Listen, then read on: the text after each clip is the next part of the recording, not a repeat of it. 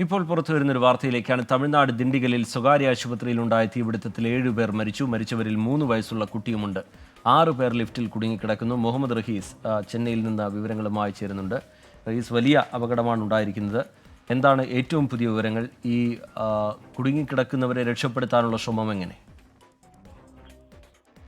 റീജിത്ത്, വളരെ ഗുരുതരമായിട്ടുള്ള ഒരു അപകടമാണ് ഇപ്പോൾ ദിണ്ടിഗലിലെ ഒരു സ്വകാര്യ ആശുപത്രിയിൽ ഉണ്ടായിരിക്കുന്നത്. ദിണ്ടിഗൽ തിരുച്ചി റോഡിലെ സിറ്റി ആശുപത്രിയാണ് ഈ ആ, എല്ല് രോഗവുമൊക്കെയായി ബന്ധപ്പെട്ടുള്ള ചികിത്സ നടക്കുന്ന ആശുപത്രിയാണ്. ഓർത്തോ സ്പെഷ്യലിസ്റ്റ് ഹോസ്പിറ്റലാണ്.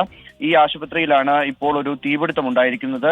രാത്രി 9:45 കൂടിയാണ് തീപിടുത്തം ഉണ്ടായത്. താഴത്തെ നിലയിൽ ആദ്യം തീപിടിക്കുകയും പിന്നീട് മുകളിലത്തെ നിലയിലേക്ക് തീ പടരുകയുമാണ് ചെയ്തിരിക്കുന്നത്. ഏറ്റവും ഒടുവിൽ ലഭിക്കുന്ന വിവരം അനുസരിച്ച് 7 പേരാണ് ഈ അപകടത്തിൽ ഇപ്പോൾ മരിച്ചിരിക്കുന്നത്. അതിലൊരു 3 വയസ്സുകാരൻ, ഒപ്പം തന്നെ 3 സ്ത്രീകളും 2 പുരുഷന്മാരും എന്നുള്ളൊരു വിവരം ഇപ്പോൾ പുറത്തു വരുന്നുണ്ട്.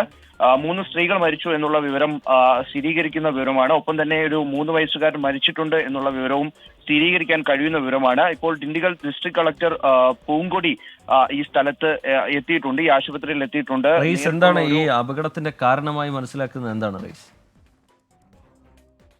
ഷോർട്ട് സർക്യൂട്ട് മൂലമാണ് അപകടം ഉണ്ടായത് എന്നാണ് പ്രാഥമികമായി പറയാൻ കഴിയുന്നത്. കാരണം ഇപ്പോഴും തീ പൂർണ്ണമായും അണച്ചിട്ടില്ല. അതുകൊണ്ട് തന്നെ ഇതിന്റെ കാര്യകാരണങ്ങളിലേക്കൊക്കെ അടുത്ത ഘട്ടത്തിലേക്കാകും കടക്കുക.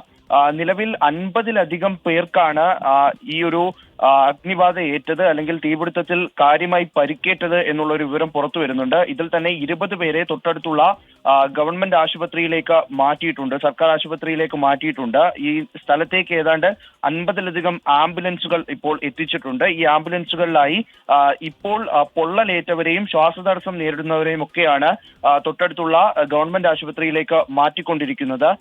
ഇനി 2ാം നിലയിൽ കുടുങ്ങിക്കിടക്കുന്നവർ ഉണ്ട്. ഈ 1ാം നിലയിലുള്ള ഏതാണ്ട് എല്ലാവരെയും ഇപ്പോൾ പുറത്തെത്തിച്ചിട്ടുണ്ട് എന്നുള്ള ഒരു വിവരമാണ് ലഭിക്കുന്നത്. പക്ഷേ 2ാം നിലയിൽ ഇപ്പോഴും ആളുകൾ കുടുങ്ങിക്കിടക്കുന്നുണ്ട്. 2ാം നിലയുടെ ഉൾഭാഗത്തേക്ക് അധികമായി തീ പിടിച്ചിട്ടില്ല എന്നുള്ളൊരു വിവരം കൂടിയുണ്ട്. അത്തരത്തിലാണ് എങ്കിൽ 1ാം നിലയിലെ തീ പൂർണ്ണമായും അണച്ചതിന് ശേഷമാകും ഈ 2ാം നിലയിൽ കുടുങ്ങിക്കിടക്കുന്നവരെ പുറത്തേക്ക് എത്തിക്കുക. ഈ ദൃശ്യങ്ങളിലൊക്കെ കാണുന്ന തരത്തിൽ അതിഭീകരമായിട്ടുള്ള ഒരു തീപിടുത്തമാണ് സ്ഥലത്ത് ഉണ്ടായിരിക്കുന്നത്. കാരണം ഇപ്പോൾ ഈ ദിണ്ടിഗലിലെ മുഴുവൻ ഫയർ എഞ്ചിനുകളിലും ഈ പ്രദേശത്തേക്ക് എത്തിച്ചിട്ടുണ്ട്.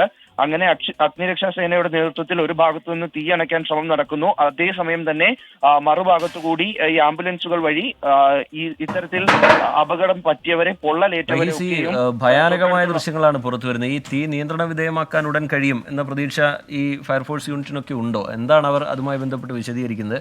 ഈ കുടുങ്ങിക്കിടക്കുന്നവരെന്ന് പറയുമ്പോൾ അവർ ഏറെ പേരുണ്ടോ ഇപ്പോഴും കുടുങ്ങിക്കിടക്കുന്നതായിട്ട് റഹീസ്? റീജിത്ത്, നിലവിൽ ലഭിക്കുന്ന വിവരം അനുസരിച്ചാണെങ്കിൽ 50-ലധികം പേർ എന്തായാലും ഇവിടെ കുടുങ്ങിക്കിടപ്പുണ്ട്. ഏതാണ്ട് 100-ലധികം പേർ ഈ സമയത്ത് ഈ ആശുപത്രിയിൽ ഉണ്ടായിരുന്നു എന്നാണ് അനൌദ്യോഗികമായി ലഭിക്കുന്ന വിവരം. അതിൽ 50-ലധികം പേർ ഇപ്പോഴും 2ാം നിലയിൽ ഉണ്ട് എന്നുള്ള വിവരമാണ് ലഭിക്കുന്നത്. അങ്ങനെയാണ് എങ്കിൽ ആദ്യം പറഞ്ഞത് ഈ തീ പിടിച്ചത്, അല്ലെങ്കിൽ ഈ തീ അണയ്ക്കാൻ നിലവിൽ എന്തായാലും കുറച്ചധിക സമയം എടുക്കും എന്നുള്ളൊരു വിവരമാണ് പുറത്തു വരുന്നത്. കാരണം പക്ഷേ ഫയർ എഞ്ചിനുകൾ ഇവിടേക്ക് കൊണ്ടുവരുന്നതിന് എന്തായാലും വലിയ തടസ്സമോ മറ്റോ ഒന്നുമില്ല. ഹൈവേയിൽ തന്നെയുള്ള ആശുപത്രിയാണ്. അതുകൊണ്ട് തന്നെ ഫയർ എഞ്ചിനുകൾ ഈ സമീപത്തേക്ക് എത്തിച്ചിട്ടുണ്ട്. ഒപ്പം തന്നെ അത്രയും ആംബുലൻസുകളും സജ്ജീകരിച്ചിട്ടുണ്ട്. അതുകൊണ്ട് തന്നെ വളരെ പെട്ടെന്ന് തീ അണയ്ക്കാനുള്ള നിലവിലൊരു സാഹചര്യം അവിടെയുണ്ട്. പക്ഷേ ഇത് എത്ര കണ്ട് പെട്ടെന്ന് ഈ തീ അണയ്ക്കാൻ കഴിയുമെന്നറിയില്ല. കാരണം ഈ താഴത്തെ നില ഏതാണ്ട് പൂർണ്ണമായും തീ പിടിച്ചിട്ടുണ്ട്. അപ്പോൾ അത്തരത്തിലാണ് എങ്കിൽ എങ്ങനെ പോയാലും ഒരു മണിക്കൂറൊക്കെ എടുത്തുകൊണ്ട് മാത്രമേ പൂർണ്ണമായും ഈ തീ അണയ്ക്കാൻ കഴിയുകയുള്ളൂ. തീ അണച്ചതിന് ശേഷം മാത്രമേ മുകളിലത്തെ നിലയിലുള്ളവരെ താഴേക്ക് എത്തിക്കാനും കഴിയുകയുള്ളൂ. അനൌദ്യോഗികമായിട്ടുള്ള ഒരു വിവരം ചില പ്രാദേശിക ലേഖകന്മാരൊക്കെ റിപ്പോർട്ട് ചെയ്യുന്നതനുസരിച്ച് ലിഫ്റ്റിൽ ചിലർ കുടുങ്ങിക്കിടക്കുന്നുണ്ട്. ആ ലിഫ്റ്റിൽ കുടുങ്ങിക്കിടക്കുന്നവരെ പൂർണ്ണമായും പുറത്തെത്തിച്ചോ എന്നുള്ളത് കൂടി ഈ ഘട്ടത്തിൽ നിർണായകമാണ്. അവരെ പുറത്തെത്തിച്ചിട്ടുണ്ടോ എന്നുള്ളത് കൂടി ഉറപ്പുവരുത്തേണ്ടതുണ്ട്. എന്തായാലും ജില്ലാ കളക്ടറുടെ നേതൃത്വത്തിലാണ് ഇവിടെ ഇത്തരത്തിൽ രക്ഷാപ്രവർത്തനത്തിന് നേതൃത്വം നൽകിയ അദ്ദേഹം ആളുകൾ കുടുങ്ങിക്കിടക്കുന്ന നിലയിലേക്ക് നിലവിൽ തീ പടരുന്ന നിലയില്ല എന്നാണ് മനസ്സിലാക്കുന്നത്. പക്ഷേ വലിയ രീതിയിൽ പുക ആ മുകളിലേക്ക് പോകുന്ന നിലയുണ്ട്. അത് നമുക്ക് ശ്വാസം എടുക്കാനൊക്കെയുള്ള ബുദ്ധിമുട്ടൊക്കെ സ്വാഭാവികമായിട്ടും ഉണ്ടാവും.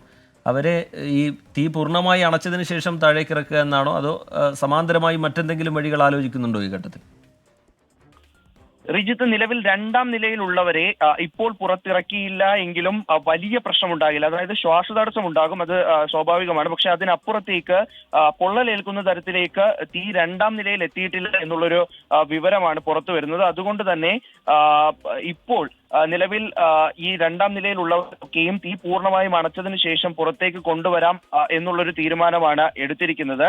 അതിൽ 20 പേരെയാണ് ഇപ്പോൾ ഗവൺമെന്റ് ആശുപത്രിയിൽ എത്തിച്ചിരിക്കുന്നത് എന്നുള്ളൊരു വിവരം പുറത്തു വരുന്നു. അപ്പോൾ അത്തരത്തിൽ 20 പേർക്ക് ഗുരുതരമായി പരിക്കേറ്റിട്ടുണ്ട്. അവരെയാണ് ആദ്യഘട്ടത്തിൽ ഗവൺമെന്റ് ആശുപത്രിയിലേക്ക് കൊണ്ടുപോയത്. ശേഷം ഈ ശ്വാസതടസ്സം നേരിട്ടവരെ ഇതിന് പിന്നാലെ തന്നെ ആശുപത്രിയിലേക്ക് കൊണ്ടുപോയിട്ടുണ്ട്. അവരുടെ ഒരു കണക്ക് വരുമ്പോൾ അതൊരു 30-ലധികം എന്നുള്ള രീതിയിലേക്ക് വരും. ഇനി രണ്ടാം നിലയിലുള്ളവരെ പുറത്തെത്തിക്കുമ്പോഴാണ് ഇവർക്ക് ആർക്കൊക്കെ കാര്യമായി ആരോഗ്യ പ്രശ്നമുണ്ട് എന്നുള്ള കാര്യം വ്യക്തമാവുക. അപ്പോൾ അവരെയും ആശുപത്രിയിലേക്ക് എത്തിക്കേണ്ടതായിട്ടുണ്ട്. എന്തായാലും ജില്ലാ കളക്ടർ ഇപ്പോൾ മാധ്യമങ്ങളോട് പറയുന്നത് അനുസരിച്ച് ആണ് എങ്കിൽ ഒരു പക്ഷേ മരണസംഖ്യ ഉയർന്നേക്കാം എന്നുള്ളൊരു സൂചന കൂടി ജില്ലാ കളക്ടറുടെ വാക്കുകളിലുണ്ട്. അങ്ങനെയാണ് എങ്കിൽ ഈ ലിസ്റ്റിൽ നേരത്തെ കുടുങ്ങിക്കിടന്നു എന്ന് പറയപ്പെടുന്നവരെ ഒരുപക്ഷെ പുറത്തെത്തിച്ചേക്കാം. അവർക്ക് ഗുരുതരമായിട്ടുള്ള ആരോഗ്യ പ്രശ്നം ഉണ്ടായേക്കാം, പൊള്ളലേറ്റിട്ടുണ്ടാകാം. അതുകൊണ്ട് തന്നെ അതുകൂടി ഈ ഘട്ടത്തിൽ പരിഗണിക്കേണ്ടതായി ഉണ്ട്. അവർക്കും കാര്യമായ ആരോഗ്യ പ്രശ്നം ഉണ്ടാകാൻ ഇടയുണ്ട് എന്നുള്ള വിവരം കൂടിയാണ് ഈ ഘട്ടത്തിൽ പുറത്തു വരുന്നത്. നിലവിൽ എന്തായാലും കൂടുതൽ ആംബുലൻസുകൾ എത്തിച്ച് ഫയർ എഞ്ചിനുകൾ ഒക്കെ എത്തിച്ചുകൊണ്ട് തീ പൂർണ്ണമായും അണയ്ക്കാനുള്ള ഒരു രീതിയാണ് ഇപ്പോൾ നോക്കുന്നത്. അതോടൊപ്പം തന്നെ ഈ രണ്ടാം നിലയിലെ എല്ലാ ഭാഗത്തേക്കും തീ പടർന്നിട്ടില്ല. ഒന്നാം നിലയിലാണ് മുഹമ്മദ് റഹീസാണ് വിവരങ്ങൾ നൽകിക്കൊണ്ടിരിക്കുന്ന. വലിയ അപകടമാണ്, വലിയ ദുരന്തമാണ് ഉണ്ടായിരിക്കുന്നത്. തമിഴ്നാട് ദിണ്ടിഗലിലാണ് സ്വകാര്യ ആശുപത്രിയിൽ ഉണ്ടായ തീപിടുത്തത്തിൽ 7 പേർ മരിച്ചു എന്ന വിവരം പുറത്തു വരുന്നത്. അവിടെ ഇപ്പോഴും രക്ഷാപ്രവർത്തനം നടക്കുകയാണ്. മരിച്ചവരിൽ 3 വയസ്സുള്ള ഒരു കുട്ടിയുമുണ്ട് എന്ന കാര്യം ഇപ്പോൾ സ്ഥിരീകരിക്കുന്നുണ്ട്. അതിനിടയിൽ ചില ആളുകൾ ലിഫ്റ്റിൽ കുടുങ്ങിക്കിടക്കുന്നുണ്ട്. ചില ആളുകൾ ഈ തീപിടുത്തമുണ്ടായ ഫ്ലോറിന് മുകളിലത്തെ നിലയിൽ കുടുങ്ങിക്കിടക്കുന്ന നിലയുണ്ട്. അവരെയൊക്കെ പുറത്തെത്തിക്കാനുള്ള ശ്രമം, തീയണയ്ക്കാനുള്ള ശ്രമം അവിടെ തുടരുകയാണ്. അതിനെന്താണ് അതിൻ്റെ പുതിയ വിവരങ്ങൾ എന്നുള്ള കാര്യത്തിൽ ഒരിക്കൽ കൂടി നമുക്ക് മുഹമ്മദ് റയീസിലേക്ക് എത്തുകയും ചെയ്യാം. ഇപ്പോൾ ചെറിയൊരു ഇടവേളയിലേക്ക് പോവുകയാണ്. ഇടവേളയ്ക്ക് ശേഷം മടങ്ങിയെത്താം. Short break.